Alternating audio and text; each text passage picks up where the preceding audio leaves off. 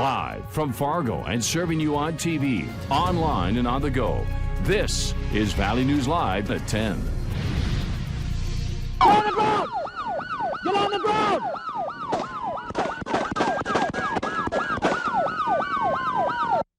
We begin with exclusive video tonight showing the dangers law enforcement face while on the job. It's a story that landed a West Fargo man in prison for 15 years for pointing a loaded rifle at deputies. Valley News Team's Joshua Pagero shows us the tense moments that led to deputies firing their weapons. And we want to warn you, the video is disturbing. It was about 2 years ago that Becker County deputies are trying to stay with an SUV on Minnesota Highway 10. Speeds would reach 95 miles per hour. The chase began when officers were called to a bar in Becker County. 06, I covered you. Only he said he's jamming his brakes. 57-year-old Dean Minerath of West Fargo had threatened to kill people. 4 out of 2. Stop sticks were used, and Minerath's SUV can be seen slowing down near Audubon. Stopping in 1934. Authorities tell him to exit his vehicle. Minerath gets caught in his seatbelt and struggles to get out. You can see him holding a long rifle. As soon as he points it at the officers, they fire, hitting him 8 times. He falls to the ground. Shots fired, shots fired. Deputies say Minerath had several rounds in his rifle. A woman in the passenger seat was told to exit. Hands up! Hands up! Turn around! Turn around! Minerath was taken to a nearby hospital and would survive the shooting. No deputies were injured, and an internal investigation found that the officers acted accordingly and returned to duty. Minerath would plead guilty to first-degree assault and sentenced to more than 15 years in prison. Although he was sentenced last month in Becker County District Court, he still can appeal his sentence and conviction. In Becker County, Joshua Pagero, Valley News Live. The video was part of the investigation and was only released to Valley News Live after we made a request under the Freedom of Information law. Fargo police are asking for your help identifying these people on your screen right now. They could be involved in an ongoing investigation. If you have any information about them, call your local law enforcement and reference photos 123 and 122. Hundreds of kids missed school today in East Grand Forks. Nearly a third of the student body stayed home, concerned over rumors of a school shooting. Valley News Team's Courtney Lockey says that although the week's chaos has come to an end, important conversations continue. The hallways at East Grand Forks Senior High School were left empty today. Over half of the kids who attend the school opted out of class, and hundreds more at other schools within the district did the exact same thing. A lot more than we thought, Yeah. But you know, that's parents' choice. I mean, if they're nervous for the safety of the kid, I understand completely. But you know, I also would like to think that we would never put anybody in harm's way. Brian Lohr has been the principal at Senior High for the past 11 years. In all his years, he says he's never had to deal with something like this. He says he's thankful that the school kept on as usual today and that things seem pretty typical despite the absences. Cheyenne Clifton is just one of those many parents who let their kids stay home today. She tells us it's better to be safe than sorry. We let them kind of make the decision this morning, but then we're like, you know, if they're feeling this way, they shouldn't have to feel that way going to school. So we just said, you know, we're not sending you guys. Although the majority of parents decided to keep their kids home, there were a few parents who did send their kids to school today despite the rumors. I didn't think twice all day about my daughter being at school. I was totally convinced it was safe. And while the dust has settled now, these rumors caused a lot of chaos over the week. So it's unfortunate that there's kids out there that can stir up this much trouble, and that we have to have support to our law enforcement and you know, the staff at the school. Moving forward, Principal Lohr says it's important to have conversations with your kids about this tough topic. I think it's very important that they talk to their kids and see how they're feeling, see what they're thinking. He adds, if things like this keep happening, the school will have to continue to up their security. And now he's just hoping for a normal school day when Monday comes. In East Grand Forks, Courtney Lockey, Valley News Live. And police tell us they still don't have any leads as to who's behind the rumor. West Fargo is the least robbed city in North Dakota, according to a home security website. The same website lists Fargo as the most robbed city in the state.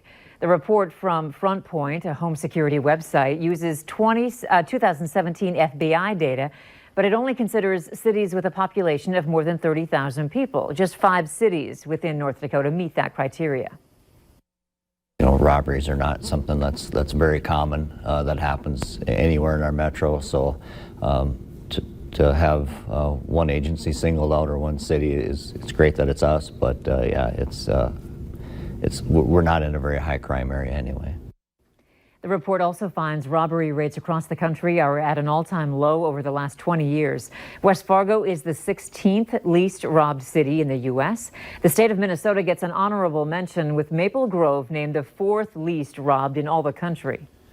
The North Dakota Women's Prison is having population management problems, with faculty regularly having to turn away inmates who would normally be admitted. For the past 3 months, the Department of Corrections has been under a prioritized admission schedule for women. This plan led to a deferred roster for lower-risk inmates to be held in county jails until admission is granted. This overcrowding has even impacted how district court judges sentence inmates. Are the individuals being sentenced to the DOCR that need to come to the DOCR, or are there alternatives to incarceration for them? If they could be kept in their local facilities or communities, rather than going into a DOCR resource and use those for the highest risk people. The number of inmates on this deferred roster ranges from 3 to 12 across the state. The Department of Human Services is looking at the effects of proposed rules to change qualifications for the Supplemental Nutrition Assistance Program in North Dakota, also known as SNAP. Preliminary projections indicate that nearly 3,500 homes that had qualified for SNAP benefits would become ineligible. That's a 15% reduction above the national rate of 9%. More than 23,000 North Dakota households participated in SNAP in August. 1/3 of them live on $1,300 a month or less. The Department of Human Services stresses that this is simply a proposal and benefits have not changed. A Triceratops skull at the Badlands Dinosaur Museum in Dickinson has been its claim to fame for nearly 30 years. The museum's curator says it might have unearthed a better fossil during a dig in Montana. The museum is cleaning the bones of a dinosaur similar to a T-Rex, estimated to be around 77 million years old. Parts of the tail and some of the feet are back in Dickinson, but the bulk of the fossil is still encased in a cliff. To bring it back to Dickinson, they'll need to shell out a hefty amount of money. Somewhere between $25,000 and $50,000. That's what the price would get quoted. We're hoping to work with some of the local land management agencies to help us bring that price down a little bit. Fowler adds, unless they can get the money soon, they'll probably have to wait until next summer to bring the 5 to 6 ton boulder back. Valley News Live 10 at 10 continues with no wait weather. And here's a look at our tower cam time lapse. The Valley News Live Storm Team Skycam network shot in Fargo. Now, we had a lot of cloud cover around the noon hour, but as we made our way through the afternoon, we did have a few peaks of sun. The clouds moving north to south as a northerly wind pumps down cooler air. High temperatures across the region, pretty cool for this time of year, only into the upper 50s. We should be around 66 degrees for a high temperature today. And since we are clearing out, we have gotten a lot cooler in the last 5 hours or so. 41 your current temperature in Fargo, lower 40s out toward Jamestown, Valley City. Some 30s on the map out toward Wadena and Hubbard County. Making our way further north, where they kept the clouds the longest, that's where it is the warmest, with mid-40s into the Northern Valley, Devil's Lake Basin, and portions of northwestern Minnesota. The winds across the region are now light and variable. We had that northerly flow throughout the day, which kept us cool. Now, with the clearing skies and the winds calm to light, we will see temperatures drop as we make our way through the overnight period to pretty chilly levels.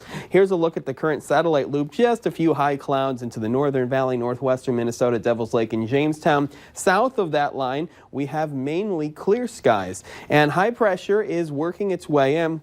It will crest over us through the overnight period and give us the light winds and the clear skies. We're tracking this low pressure system. It is a big snowmaker into portions of the northern United States Rockies. Right now, over the panhandle of Idaho, it will make its way just off to our south and then over us as we go through the rest of the weekend. Now, with that high over us during the overnight, we will have temperatures for lows in some areas into the low to mid 30s, especially up north and into our northeastern counties. Because of that, we have a frost advisory through 9 a.m. Now here's the hour-by-hour forecast with the mainly clear skies across the region and temperatures for lows into the 30s. We could see a few peaks of sun into the early morning hours tomorrow and then clouding up. Mostly cloudy skies turn cloudy, but still mainly dry until the evening when more rain filters in from west to east with high temperatures for tomorrow. Pretty cool for this time of year again,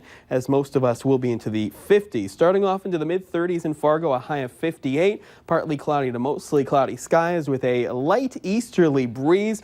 Now outside the Red River Valley, high temperatures only into the lower 50s for most of us. Now the rain will continue to make its way through. Heaviest and steadiest into the northern half of our viewing area, but everybody has a good chance of some showers with possible rumbles of thunder into the southern half of our viewing area as temperatures stay into the 50s for highs as we keep the chance of some rain through the overnight and possibly into Monday morning before we start to clear out. The system does pump in warmer air, so a high of 65 on Monday, but mid-50s on Tuesday and Wednesday, partly cloudy through Thursday and Friday. Now there could be a frost or a freeze by Thursday, and high temperatures by Friday, a little warmer into the lower 60s. All right, thanks, Justin. Later on Valley News Live at 10, a warning from a man who has been waiting months for something that cost him quite a bit of money.